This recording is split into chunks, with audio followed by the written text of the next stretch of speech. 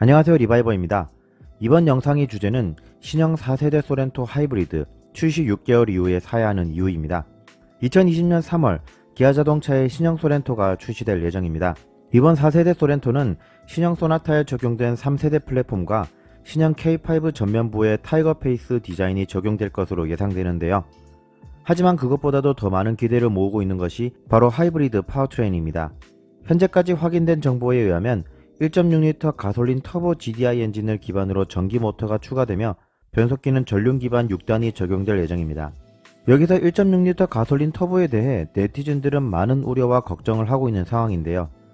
그 이유는 현대기아차에서 1.6L 가솔린 터보 GDI 엔진 기반 하이브리드 모델이 처음이며, 게다가 중형 SUV인 소렌토에 적용하는 것은 안정성, 내구성 문제가 생길 가능성이 크기 때문입니다.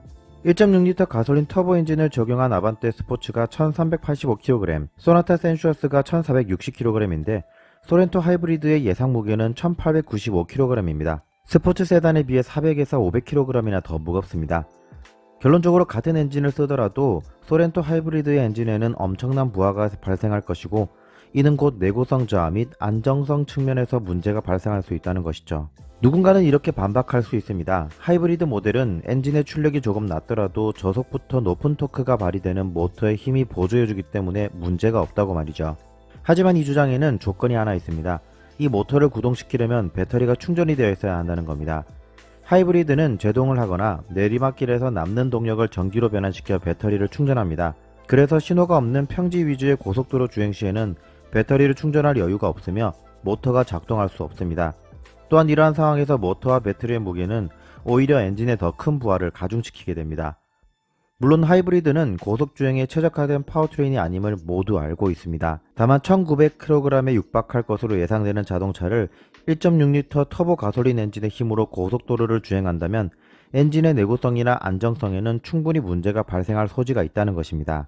현대기아차의 하이브리드 모델을 보면 아이오닉, 코나, K3에는 1.6L GDI 엔진, 소나타와 K5에는 2.0L GDI 엔진, 그랜저와 K7에는 2.4L MPI 엔진이 적용되어 있습니다. 그런데 이보다 훨씬 큰 소렌토에 1.6L 엔진이 적용된다면 엄청난 부하로 작용할 수 있겠죠. 최근에 현대차는 완전한 전기차와 수소차 시대로 탈바꿈하기 전에 기존의 내연기관의 효율을 극대화하고 친환경성을 강화한 파워트레인을 시장에 내놓고 있습니다. 흡기 밸브 작동 시간을 조절하는 CVVD 엔진, MPI와 GDI를 함께 적용한 2.5 스마트 스트림 엔진 및 IVT 변속기, 그리고 1.6L 터보 가솔린 하이브리드 엔진도 이와 비슷한 맥락이라고 볼 수 있겠죠. 하지만 그 중에서도 1.6 터보 GDI 하이브리드 엔진만은 유일하게 다운사이징에 따른 많은 우려를 낳고 있습니다. 기아자동차 또한 이러한 우려를 이미 알고 있을 것이고, 개발 과정에서 혹독한 시험을 통해 안정성과 내구성을 검증했을 것이라 생각합니다. 하지만 이러한 과정들이 내부에서 묻혀진다면 소비자들의 다운사이징에 대한 우려는 절대 깨질 수 없습니다. 이를 위해 아반떼 AD 출시 때와 같이 내구성 검증을 위해 어떤 노력을 했는지에 대해 소비자들에게 어필할 필요가 있어 보입니다. 적어도 하이브리드 모델에 대해서는 말이죠. 초반의 품질 문제는 안정화되어야 한다고 생각되어 최소 6개월 이후에 구매해야 한다는 제목으로 표현해 보았는데요.